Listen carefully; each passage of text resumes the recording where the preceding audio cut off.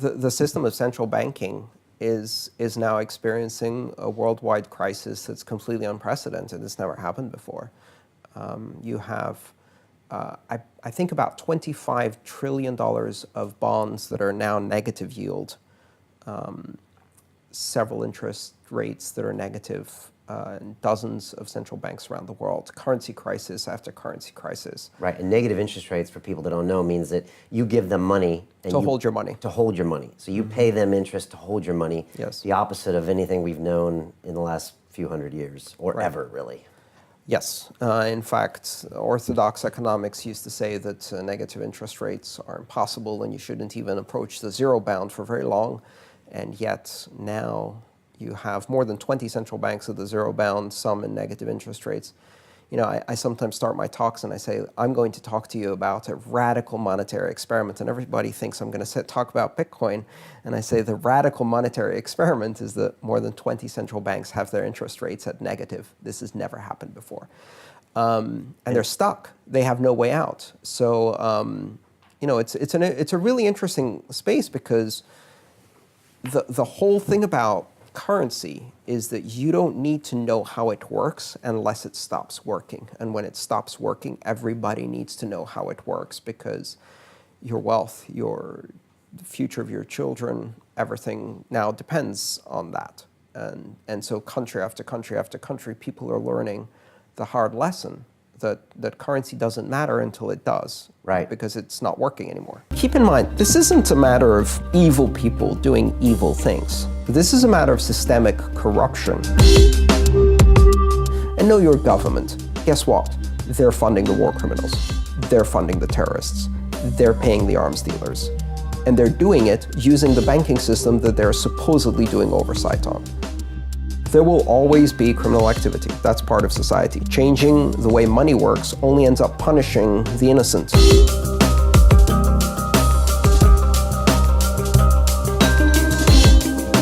If the government can watch everything you do, if they can watch every time you spend money, their ability to control your behavior is enormous. And it will put people at the mercy of a system in which, at a flick of a binary switch, you can become a non-person.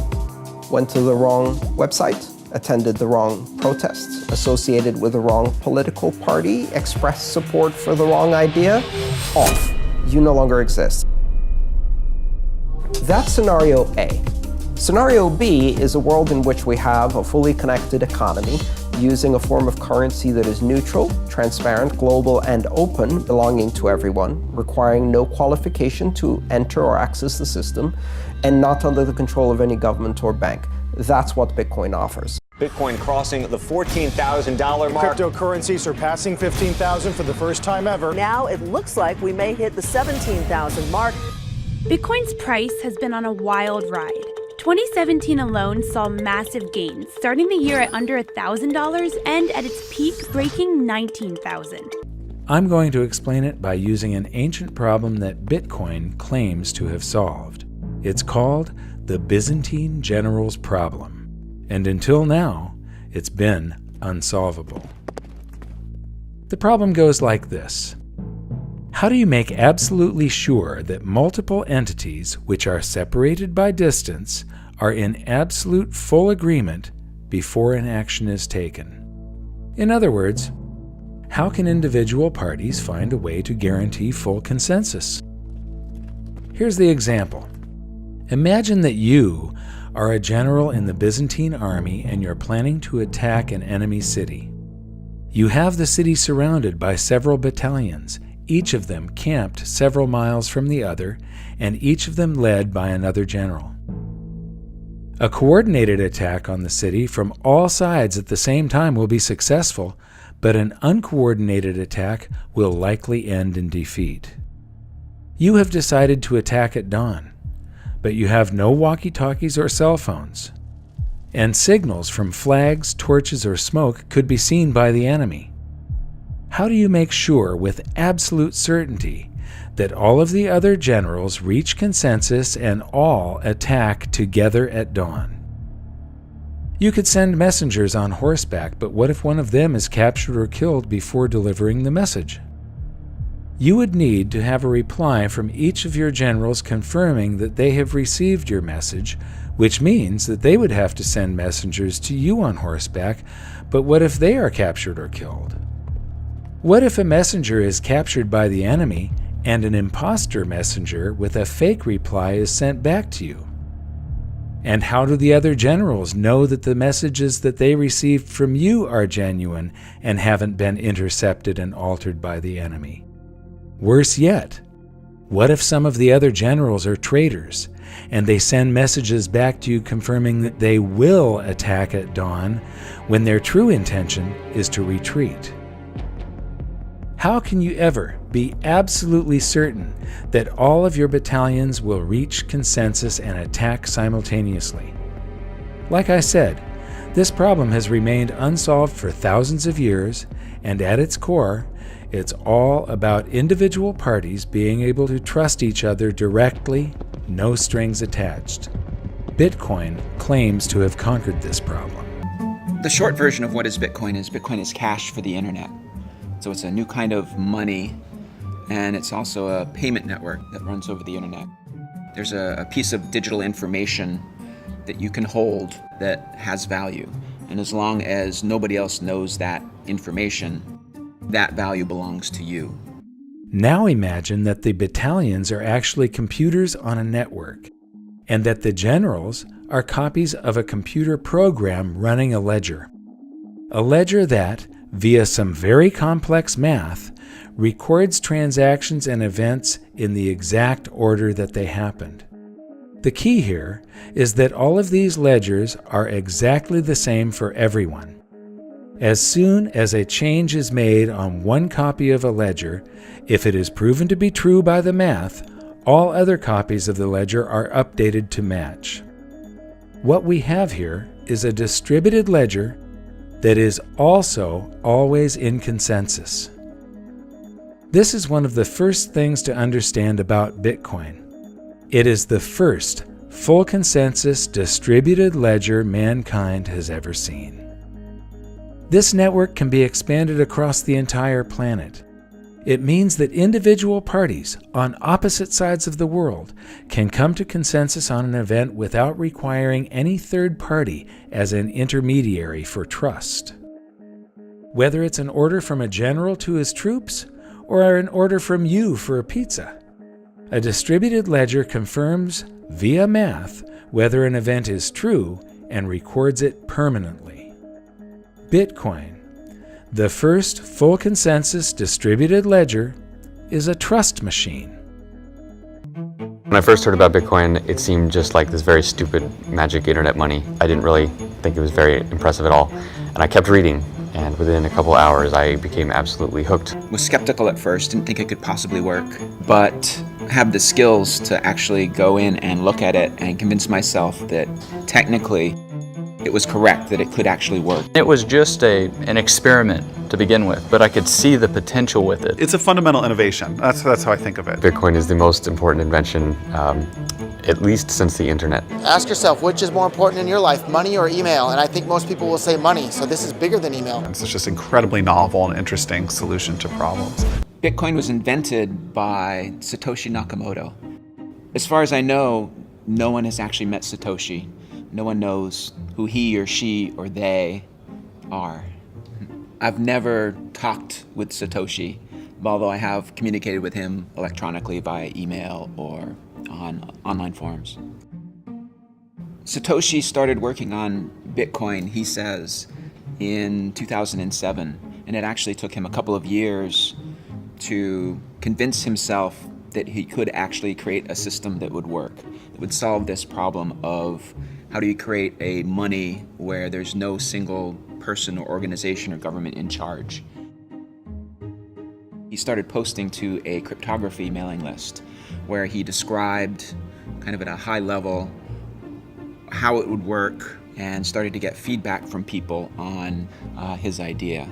I believe it was the beginning of 2009, he released an academic paper that described the system in detail. And he also started up Bitcoin. He actually released the code for the system and started it running. Bitcoin itself is open source, and so any engineer can evaluate the Bitcoin source code, evaluate the Bitcoin cryptography, and understand and trust the software. So you don't have to trust who wrote it, you trust the software itself. And so that was one of the big reasons why Satoshi chose open source for Bitcoin, is so you can have trust in the system. You don't have to trust who he is. I don't know who Satoshi Nakamoto is. I also don't know who Euclid was. Might have been some dude in Sicily a few years BC, but we don't really know. We have some historical records that tell us that Euclid was someone who invented geometry in the ancient world. But it doesn't matter. Euclidean geometry works whether I know who Euclid is or not. Whether Euclid was a nice guy or an evil person, Euclidean geometry simply works. It's completely independent of its creator. And if we didn't know who invented the electric motor or the radio or any of these core technology developments, electricity, so what? They still work. You don't have to have any appeal to authority. We don't have to worry about the motives. Now, in a centralized system where someone is in control, it matters who is behind the curtains. It really matters who is in control. It matters who invented it because they remain in control, or they might have a secret way of controlling it. Bitcoin is wide open and no one is in control, and everyone can see exactly how it works. In the early days of the internet, they were actually paving the way for something like Bitcoin before they even knew what it would be. So when the first web browser was built, there was a 404 error, page not found, and there's also a 402 error, payment method not specified. So back when they originally built the web browser, they were thinking about the time when they would eventually discover the technology, create the technology to transfer value over the internet. They didn't have the technology back then, but they still had the foresight that eventually we would get there. Well, now we're here. Bitcoin is a solution to that. You know, it's hard to isolate what in particular about Bitcoin is so amazing, but if I had to name one thing, I would say it was the distributed network. This is kind of an amazing thing because it's essentially immortal. It can exist, in trillions of copies all over the world. What that means essentially is that it can't be destroyed. I mean, you could apply every regulator, every bureaucrat, every politician, every central banker in the world, assign it to destroy the blockchain, and they could spend 24/7 doing this, smashing copy after copy after copy, and destroy trillions of copies. But so long as there's one left somewhere, and there always will be, it can reproduce itself instantly and come into existence of billions and trillions of times over again, virtually instantly. What this means is that the blockchain itself is more powerful than all the governments in the world combined many times over. This is huge. We've never had a tool this powerful to beat back the despots of the world. So Bitcoin is, thanks to the invention of Bitcoin, for the very first time in the entire history of the world, any human being can now send and receive any amount of money with any other human being anywhere on the planet instantly, basically for free. You don't have to get permission from a bank, you don't have to get permission from a corporation, you don't have to get permission from a government. Not only do you not have to get their permission, it's impossible for any of those entities to stop it. So you can now send money from here in LA to Moscow instantly, just like that, for less than a penny.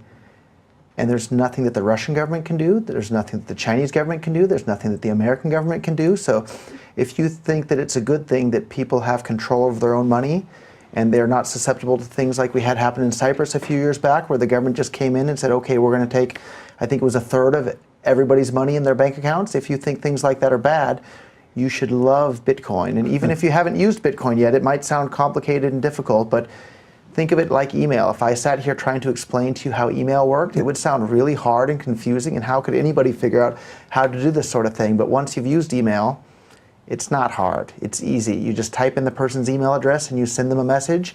Bitcoin's the same way. You just copy and paste their Bitcoin address and you send them some money. A monetary system that is based on math and cryptography.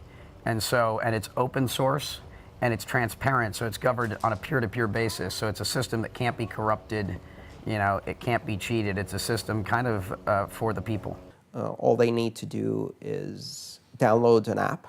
Just like if you want to participate on the web, all you need to do is download a browser. If you want to participate in Bitcoin, all you need to do is download the Bitcoin wallet. And the moment you do so without registering with anyone or creating an account, you can send and receive Bitcoin. So how does it work and what's the point? Cryptocurrencies like Bitcoin allow people to transact with each other using the internet anywhere on Earth. Instead of having an account number like a checking account or a credit card, cryptocurrencies are much more secure because they have a public key and a private key. It's like having two account numbers, one for deposits and another for withdrawals. You'll often see them displayed as a string of characters or a scannable code. This level of security means that you could put your public key on a billboard if you wanted to, and your funds would still be secure. The only thing other people can do with your public key is send funds to you. It's your private key that gives you access to your funds. As long as you keep control of your private key, your funds are absolutely safe, and theft and fraud are virtually impossible. But, just like cash in your wallet, you need to keep it safe to prevent it from being stolen. Its security is entirely your responsibility. Cryptocurrencies can also give you privacy. Just like cash, you don't have to disclose any personal information when you spend them. By contrast, a credit card has your name, account number, and expiration date. These act like a public key, but the equivalent of your private key, your signature and security code, are displayed in plain sight. You've been taking Bitcoin. You're one of the first large businesses to adopt Bitcoin. The first. The first. Large business. Excellent. What is your recommendation for me? Well, we have publicly, you can look in our public filings, our gross margins are in the high teens, which is quite low for a retailer, and our operating margin is a little over 1%, 1.2%. And of course, to take people's credit cards costs about 2 or 3 or 4% for most businesses. If you start doing sales in Bitcoin and it saves you, say, 3% on your expense, those sales, instead of being 1% net margin, go to 4% net margin. So it's really, especially if you're a tight margin business, it makes a lot of sense to accept Bitcoin and avoid those credit card processing fees. Those credit card companies and that part of the financial industry really has an amazing ability to sit on the exchanges you're making with the public and extract. They're basically extracting the entire profit margin for themselves. And Bitcoin ends that. Cryptocurrency ends that. So it's a frictionless system. Frictionless system, but you can, the empire is going to strike back no matter what they're saying. I think the financial industry is quite sorry they didn't do more to put a stop to Bitcoin, kill it in its cradle. Now that it's getting some momentum, they're not able to. That's their entire business model, is to be in that position where they can extract rents through their monopoly or oligopoly. And Bitcoin ends that. So it's really an arrow right at the heart of their business model. If you don't trust the financial system anymore, there's basically two ways of checking out. You can buy gold, physical gold and silver, and get it somewhere safe where it can't be taken from you. And the other solution is to get into the crypto revolution. So if I want to pay somebody 5 cents online today, it's not possible. Because in a card not present transaction, if I'm trying to use my credit card, which I'm inevitably doing online, there's no other way, I can't pay cash, can't jam it into the computer, there's a minimum of a 30% charge plus 2% of the transaction. So if I'm trying to charge you 5 cents and it's going to cost me 30 cents to do it, I can't do it. So if you remember the earthquake in Haiti a little while ago, Red Cross had this great campaign, you could text to send $1. That was a one-off thing. You haven't seen that again. And the reason was because in that one instance, everybody waived their fees. But in general, you have the same problem. If you want to send somebody $1, donate $1 to a charity, 30-something cents of that is going to go just to the payment processing, which means only 70% of your donation actually goes to the charity that you intended to give it to. That's not a very good way to do things. With Bitcoin, because the transaction costs go to zero because there are no minimums. You can have people giving $1, $2, 25 cents, and all of that money will go to the charity. So there are lots of these use cases that can become these vertical applications that sit on top of the infrastructure, and that's how new technologies emerge in financial services. Where does Bitcoin get its value? Bitcoin is brand new to mankind in that it's both a currency and a payment network simultaneously. And this is where Bitcoin gets its value. How does Bitcoin, something that's essentially invisible and intangible, have value? That answer starts with basic economics. In econ, one easy way to think about value is like this. Something has value if it checks the following two boxes: scarcity and utility. Scarcity just means that the supply is finite. And in the case of Bitcoin, there's actually a set cap on the number of Bitcoins that can ever exist, 21 million. Ben Yu, a blockchain expert living in San Francisco, says this set cap makes it more desirable than other assets, even gold. We can have things like the California gold rush, where people find an enormous supply of gold just by accident somewhere, and that can dramatically increase the supply over time. And so it begins, the great gold rush to California. Or technological increases make it far easier for us to mine gold. So we actually see that today. We mine gold at 4 times the rate that we did just 100 years ago. So if Bitcoin checks the box for scarcity, what about its utility? Bitcoin's utility lies in its potential to be a more efficient currency or commodity than we already have. Proponents say it's useful for a number of reasons. First, Bitcoin's decentralized, meaning no bank, government, or single person has control over it. It can't be toppled by corruption at the top. Another use of Bitcoin is that it's trivially divisible, meaning you can buy a donut with it as easily as you can buy a house or even a mansion. Gold is very difficult to use transactionally. You can't go to the store and shave off some gold shavings to pay for your cup of coffee or buy a car with it. And third, the code it's built on is open source, meaning it's available for anyone to look at, scrutinize, and even modify. But as you may have noticed, none of those uses are intrinsic, and that's a point Bitcoin skeptics love to make. It has no intrinsic value. The idea that it has some huge intrinsic value is just a joke. It is not a rational currency in that sense. But here's the thing, other assets and currencies that we trust, like gold and paper money, don't have that much intrinsic value either. Take dollar bills. According to the Federal Reserve, it costs about 12 cents to create a $20 bill. So the rest of that 20 bucks, the remaining $19.88, comes from the trust people place in it. And that's actually exactly the same with Bitcoin. Fiat currencies and Bitcoin and almost any other form of money is just based on the trust that people place in it. Tom Lee says that Bitcoin is no different from Facebook or Google. If you ask a baby boomer, can you justify the value of anything that's a digital business? They probably don't accept that Facebook, Google, Netflix, Amazon, Apple, these are the largest companies in the S&P 500, and they're primarily digital businesses built almost purely on digital trust. So if we agree Bitcoin has some value, at least for some people, then how much could a single Bitcoin actually be worth? We see people on TV making predictions all the time. I wouldn't be surprised to see a 6-figure headline. The end game on Bitcoin is that it will hit $300,000 to $400,000. But how are they actually getting these numbers?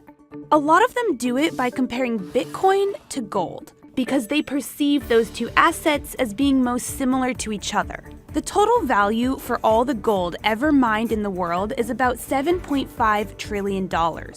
So if Bitcoin were to replace gold completely, then each Bitcoin would be worth $357,000. It's simple math. The total value of gold divided by the total number of Bitcoins equals the potential value of each Bitcoin. Or if you want to be more realistic, just take a portion of it. If Bitcoin just captures 5% of the total market for alternative currencies today, which is predominantly gold, Bitcoin's worth $25,000 per coin. And here's another theory analysts use to price Bitcoin, Metcalfe's law. Metcalfe, an electrical engineer, proved that the value of a social network or telecom company is proportional to its number of users squared. A good way to think about it is like this. A single telephone is useless, But the value of telephones increases exponentially as others get phones. Metcalfe's law holds for Facebook using 10 years of data, and Tom Lee says it holds for Bitcoin. Since 2013, 94% of the value of Bitcoin's been explained by just those two variables. Ultimately, Bitcoin's price will depend on the demand for it. If people believe in it and continue to buy it more than they sell it, then the price will rise. And conversely, if Bitcoin is sold more than it's bought, the price will fall. What it is it's a store of value, meaning you're better off thinking of it as gold 2.0 or digital gold.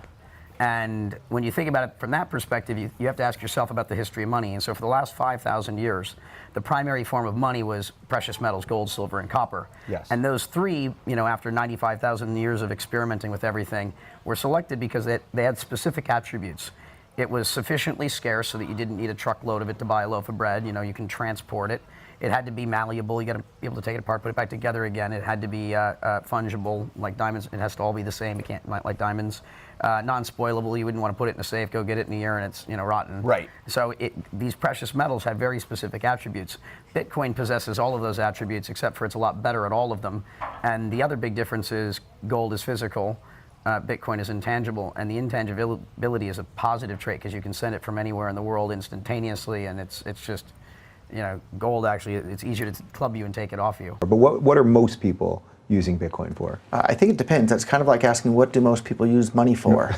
And Fair enough. In my book, Bitcoin is money, so people use money in different ways. Some people save with it, some people spend it, some people gamble on the internet with it, some people buy drugs with it, some people do whatever it is they want with it. But in my point of view, each person owns their own money, and they should be free to do whatever they want with it, so long as they're not initiating force or fraud against other people. And why would you send or receive Bitcoin? Well, for many people who live in Western advanced nations who have debit cards and tap to pay, and it's not really necessary.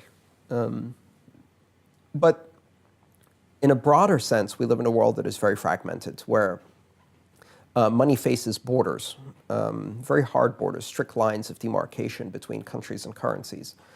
And you have these national currencies that are badly managed by governments and banks in countries where there is very little difference between a government, a bank, and an organized crime syndicate. All three are the same. The governments are organized crime syndicates. Zimbabwe, the banks, maybe, case in point. And dozens of countries are like that. Right.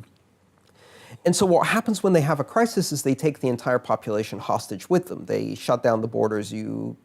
They create currency controls. You can't withdraw money from the ATMs. You can't exchange money for another currency. You go with the ship and sink down with it. And what's interesting is that Bitcoin is one of those things that actually offers a safe haven in that particular situation. But it also allows people who have never had a bank account to connect to a global financial system simply by downloading an application on a very, very simple smartphone or even using text messaging. And there's more than 4 billion people who are in that situation. So the vast majority of the human population have not no banking, but very limited banking facilities, single currency with strict conditions on what they can import and export. And Bitcoin bypasses all of that. It gives everybody a currency that is open and global. And so that creates some very interesting conditions in the world. It allows us to create a kind of unified financial system that exists outside of the mandates of government, that is completely private and is very empowering for individuals. And it scares the hell out of governments and banks. It scares the hell out of governments that find it peculiar to have people in control of their own money, at which point you should really ask yourself, what kind of government is that doesn't believe in freedom of association, freedom of expression, freedom of commerce? That's more of an indictment of that kind of government than it is of Bitcoin. If your government is afraid of Bitcoin, you should ask yourself, what kind of government do I have? Most liberal governments are not afraid of Bitcoin. They see it as an opportunity for growth and jobs, and they call the industry fintech, the cornerstone of technology. And in fact, they should see it that way. Fintech, yeah. This is one of the things that can compete with banks. And banks really need competition, right? They're way too comfortable with their power and established systems, right? There's 3 billion people on the planet that have no financial services, another 2+ billion people on the planet with limited access to financial services. Yeah. One aspect, and it's almost a small aspect of what this technology is doing, is it's going to democratize the global financial system in a way where every human being on the planet is going to have equal access. And the least fortunate billions of people on the planet are going to be the biggest beneficiaries. You know, get involved and you will be a billionaire by my definition. Because that's the type of impact we're going to have. I mean, and if that's not a reason to make you want to get up in the morning, you know, I mean, come on. So the internet itself, if I wanted to describe the internet in 3 words, I would call it a data transport protocol. Okay. It's a system for moving information.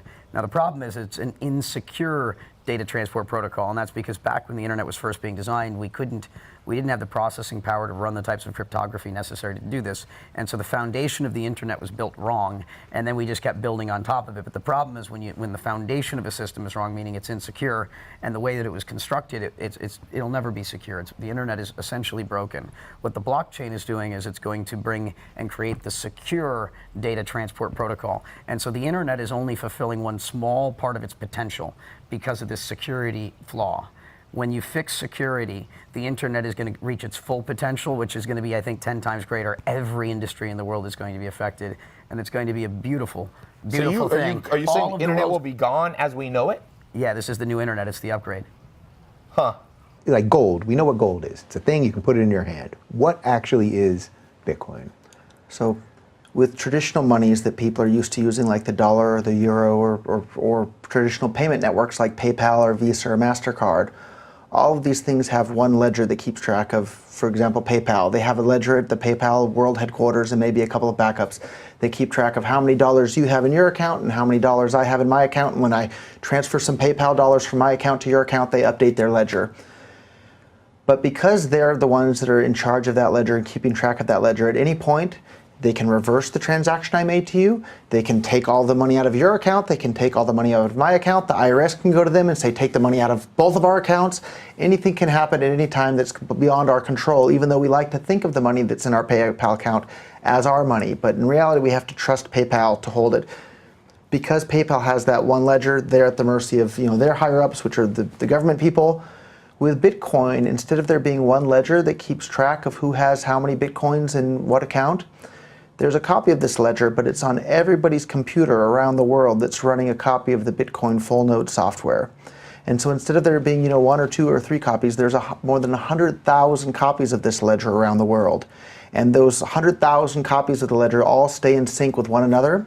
And those ledgers are in every country around the world. So let's say I send some money to you via Bitcoin for something that a government doesn't like. There's no Bitcoin company that they can call. There's no Bitcoin server that they can unplug. All they could do is arrest the 2 of us, but that doesn't stop the Bitcoin network as a whole. It keeps right on going. So the real powerful invention of Bitcoin is this ledger that's not on any one computer. The ledger is distributed across the entire planet, so there's no single place that anybody could go to stop or modify it or unplug it or turn it off. And so for me, that's what's so exciting about Bitcoin, is the only way to stop it would be to turn off the entire internet in the entire world and keep it turned off. Satoshi brilliantly designed the incentives, so you don't need to pay anybody to make sure that all transactions are valid, because they get paid by the system itself. The reward for doing the work of processing transactions and making sure that there are no double spends is tied into the creation of new Bitcoins. So the people who are being awarded new Bitcoins are the same people who are making sure that double spends don't happen. So that's the way new Bitcoins come into existence, is you have these people who are validating the Bitcoin transactions, who are called Bitcoin miners, for the work of validating transactions and making sure that nobody cheats. They're awarded new Bitcoins. When people say we're mining for Bitcoin, what does that actually mean? So this ledger that's all across the entire world gets updated once on average every 10 minutes, but it's who gets to decide, who gets to make that update? So the way that problem was solved is all these people are doing these really complicated math problems, and the only way to find the answer to this math problem is just to guess. And you have to guess over and over and over again. So these Bitcoin mining machines are guessing millions of times a second, or even more than that. And when they find whichever machine, and there's millions of these around the world, whichever machine finds the right answer to this math problem is then the one that's designated to be able to make the next update to this worldwide Bitcoin ledger. So then all these different nodes around the world make their update, and boom, the transactions at the networks at the next state, and then all the computers start trying to guess again. But the benefit of finding the right answer to this solution is at the moment you get 12.5 Bitcoins if your computer's the one that finds the right solution. And 12.5 Bitcoins at the moment is worth what, like $80,000 or so? Since Bitcoin was the first cryptocurrency, I'm going to use it as our example, and I'll expand on our earlier description of a distributed ledger. The immense network of computers all around the world running the Bitcoin distributed ledger. Every second of every day, these computers are keeping the ledger updated and in full consensus via a system that incentivizes them to process and confirm transactions. The system that Bitcoin runs on is called blockchain. Think of it as a modern version of an old-fashioned bookkeeping ledger. But instead of a handwritten list of entries and calculations, a blockchain is a digital list of entries and calculations. A block is simply a bundle of transactions. Think of a block as a whole page of transactions in the old-fashioned ledger. A blockchain is just a chain of blocks. It's the same as a whole series of pages in the old-fashioned ledger. Easy, huh? Here's how it works.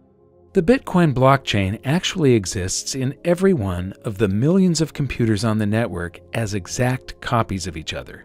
However, for this example, so that we can zoom in and you can really see just how a blockchain works, I'm going to show it as one giant blockchain in the middle of a small network of computers. Let's follow a pizza transaction with Bitcoin.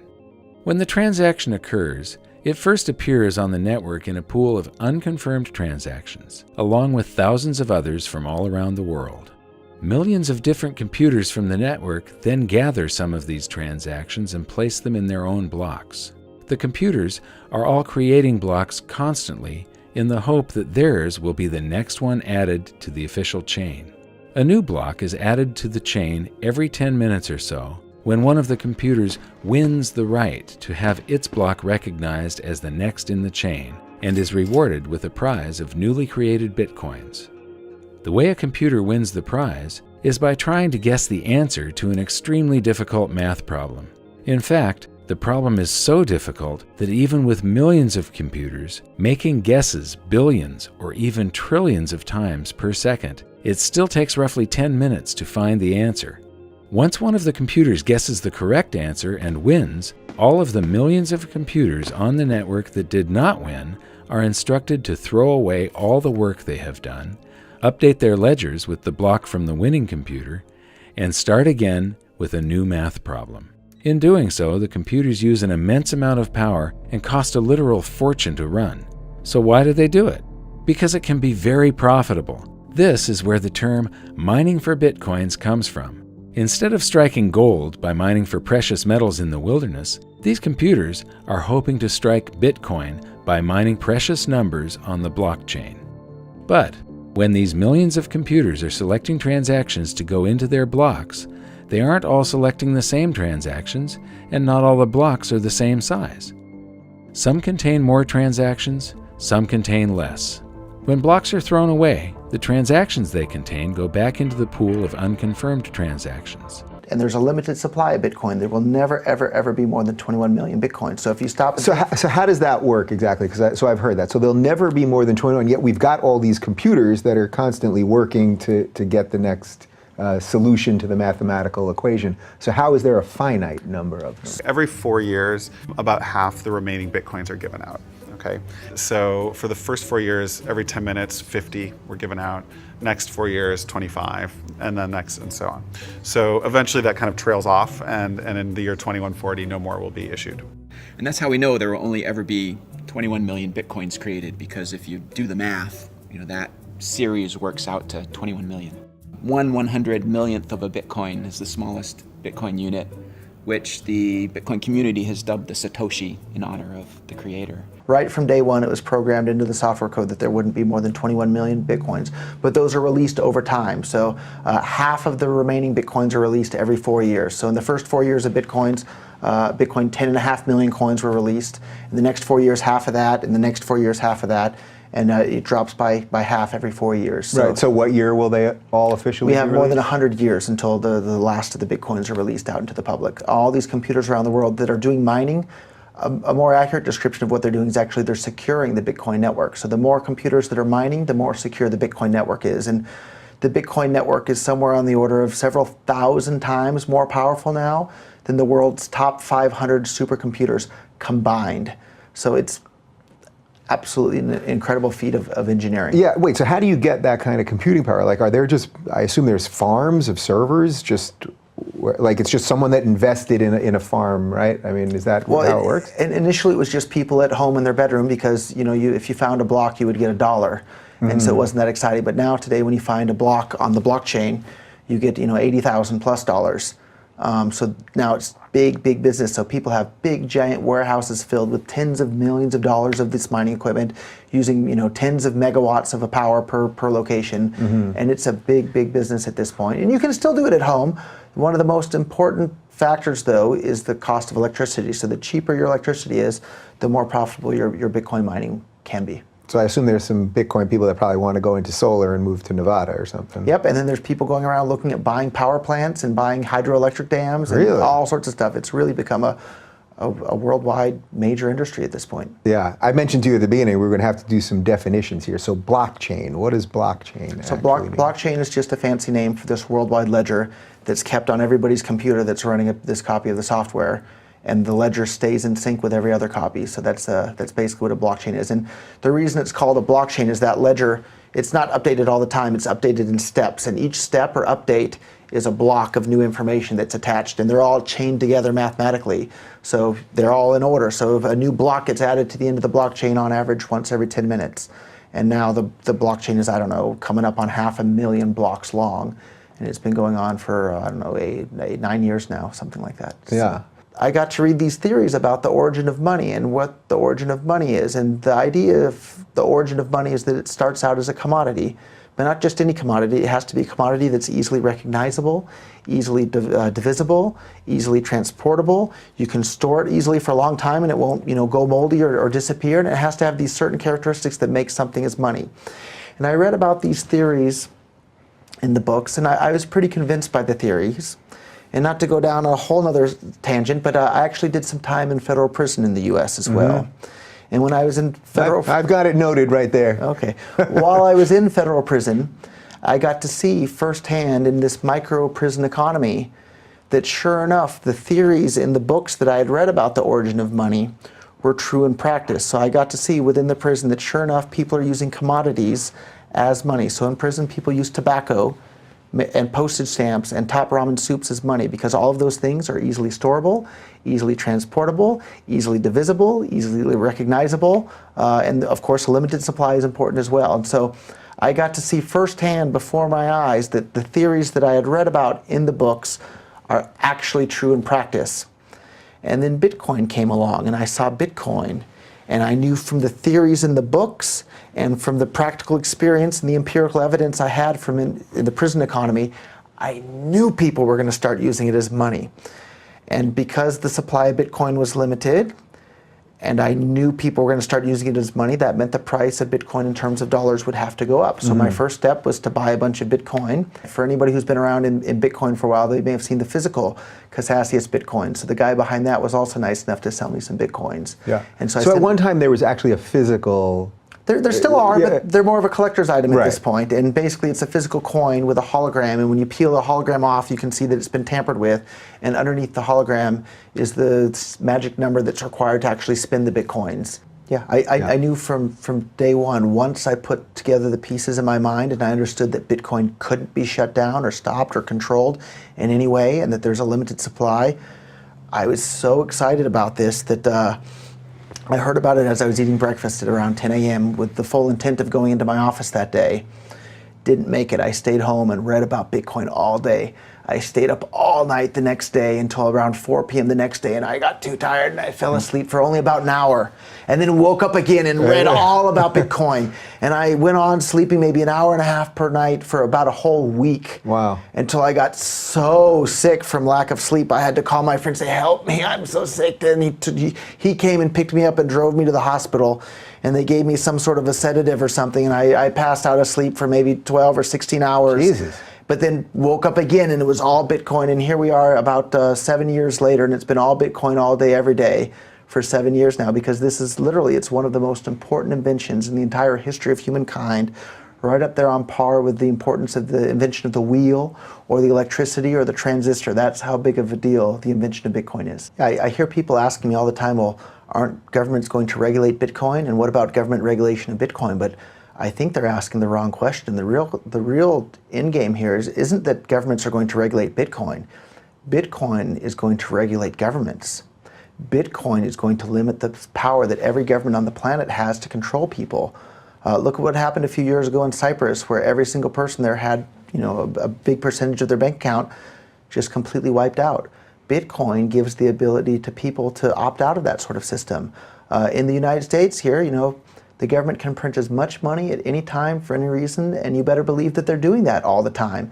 If you're using Bitcoin, that sort of thing can't happen. And one of these really interesting ideas that had never occurred to me when I was, going on my binge of reading economics books as a kid was by Milton Friedman, and he pointed out the idea of bracket creep.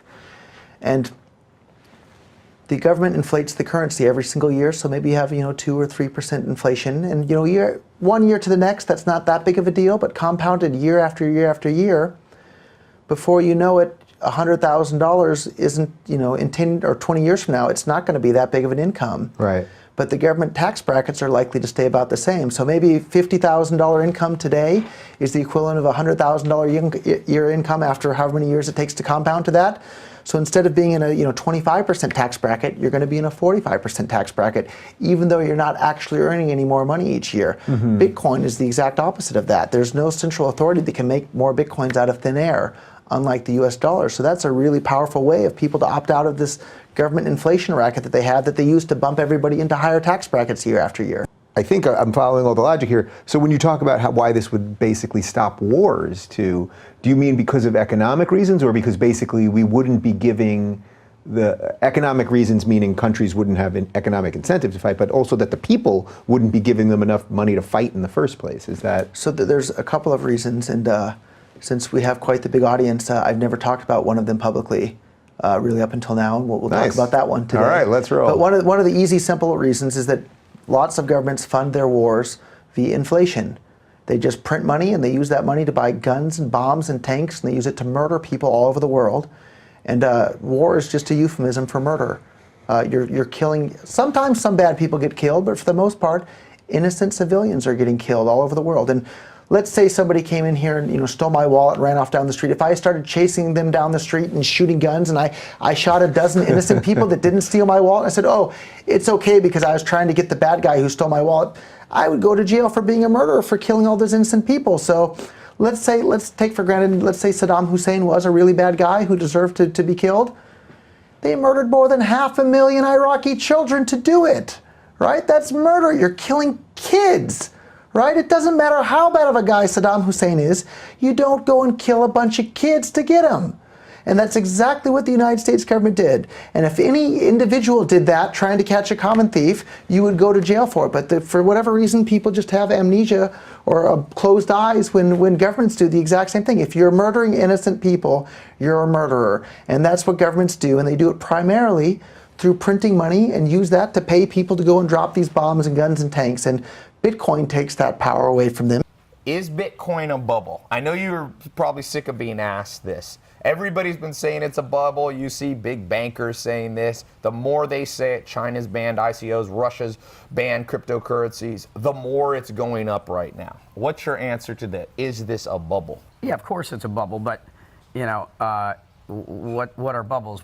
Markets, and this one in particular, the price, sentiment is the primary barometer, of the price right now. And so, when you think about it from, that perspective, it's going to be an emotional market, and you're going to see emotional run-ups, and because it's scarce, you know, you can see these big movements, and you're going to see corrections, and you know, it's just like back in the internet bubble. You know, it wasn't all this straight up and to the right for years.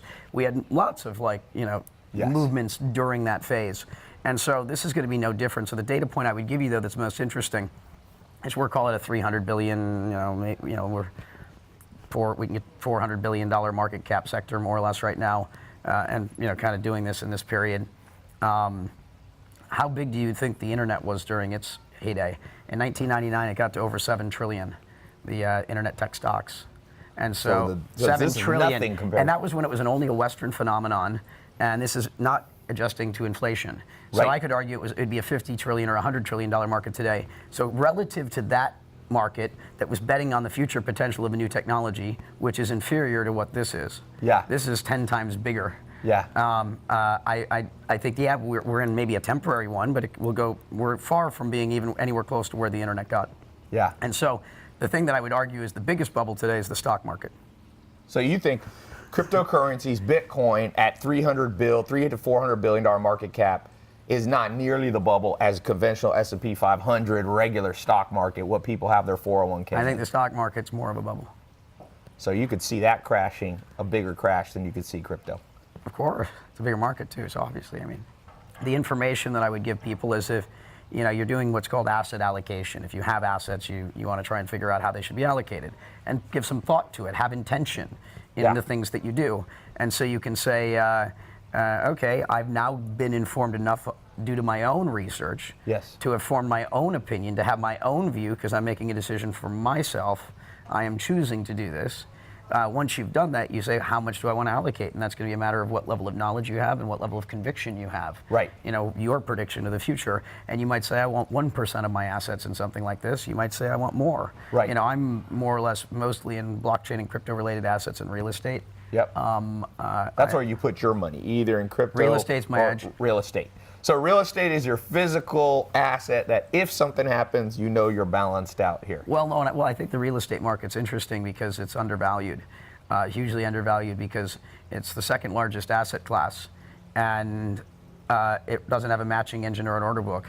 It's still running on real estate agents and, like, you know, I mean, talk about some draconian infrastructure. A market of this size, so as soon as real estate title gets put on the blockchain and where it becomes digital title, it becomes fractional. The stuff that's going to come out of that is going to be utterly insane. So imagine if you could say, I want to buy, you know, $100 in, you know, every house in a neighborhood, or $1,000, and it's all fractionalized, and it's a whole market that's trading all the time in fractions of home ownership. If you make it truly liquid, markets have liquidity discounts.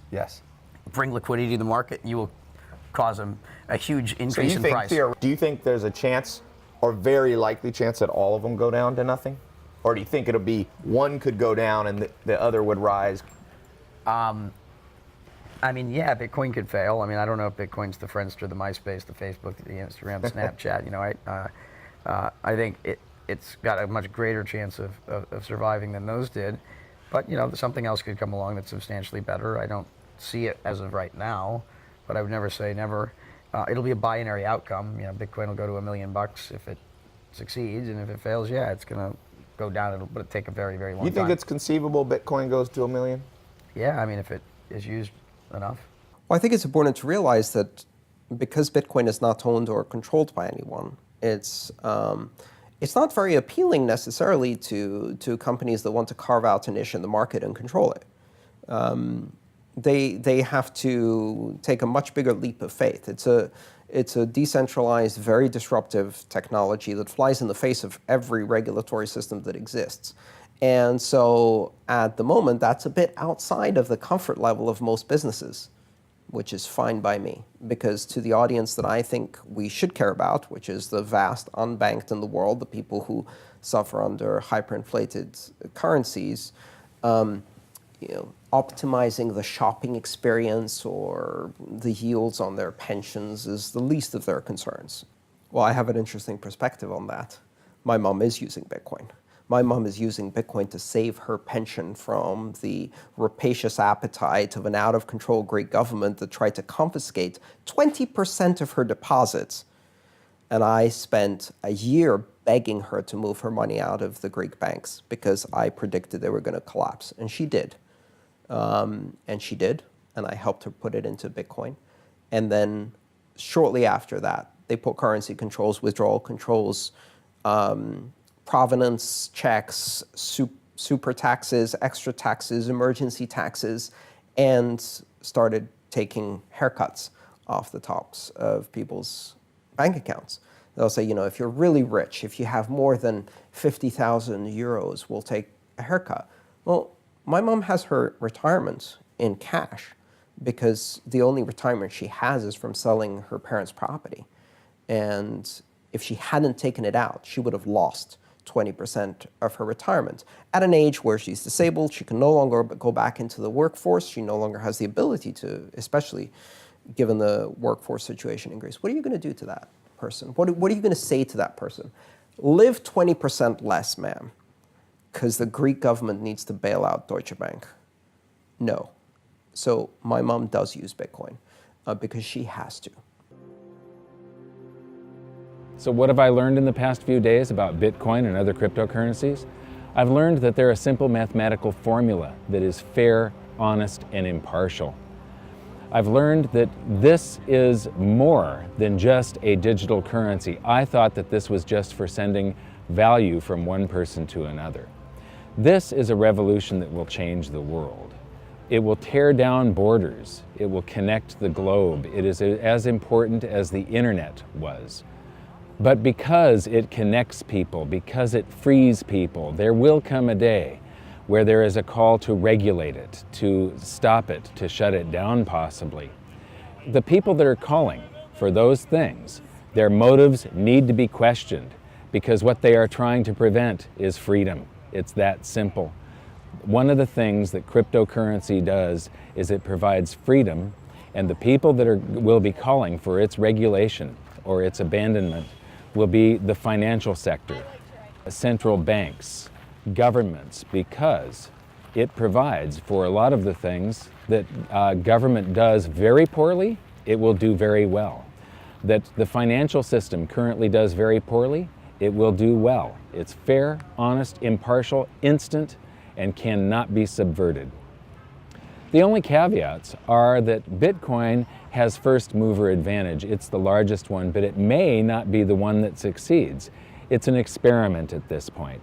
But the important thing is that the genie is out of the bottle. Freedom is on its way to us right now.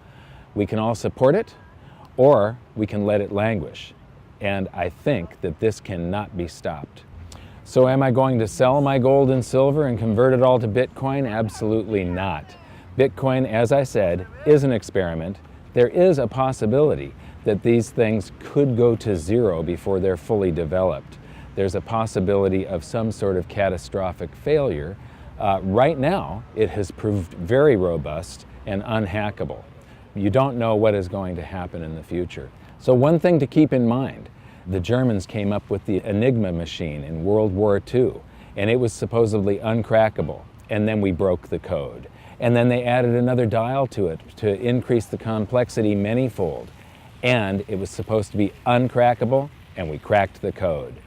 So, Bitcoin has not been completely proven. It's got 5 years of existence now and robustness. This may be the answer to all of mankind's problems when it comes to a simple medium of exchange, but it's more than that. You can make these smart contracts that settle with a set of rules, so somebody doesn't get paid until all of the rules that you have established are fulfilled.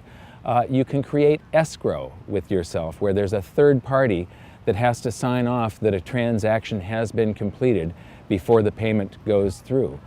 They're working on things where you can take delivery of something continuously and pay for it as you use it. It would be like paying for the internet for every second that you're using it only, or paying for the gas that's delivered to your house. Instead of monthly, you're being billed per thermal unit, and with no frictional costs involved. So this adds up to efficiency.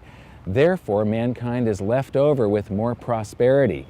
If there's no third party in between bleeding off economic energy, you end up with more prosperity. This is a very good thing for all of us. And because it is so fair and impartial, there's less of a need for the court system. There's less need for government and rules and regulation and people to enforce all of this stuff. In the future, there will be less need for Wall Street. That Wall Street does not realize it yet, but they are antiquated dinosaurs of the past about to go extinct. You can attach stocks and bonds and things such as that to cryptocurrencies, and companies could now do IPOs just on the internet. They do not need Wall Street anymore. They don't need a third party like Goldman Sachs or some other big brokerage house taking a cut. There's no need to worry about corruption because the code cannot be corrupted. I do know that I am going to be putting some of my capital into cryptocurrencies from now on and supporting this movement and helping to push the freedom of mankind forward. The reason that people buy Bitcoin is the same reason that people buy gold and silver. It's an alternative to all of the other currencies, the fiat currencies that are being printed into oblivion on this planet right now, and they eliminate the need for third-party trust. You don't have to trust somebody else with your Bitcoins, you only have to trust yourself. You don't have to trust somebody else with your gold and silver, you have to trust yourself.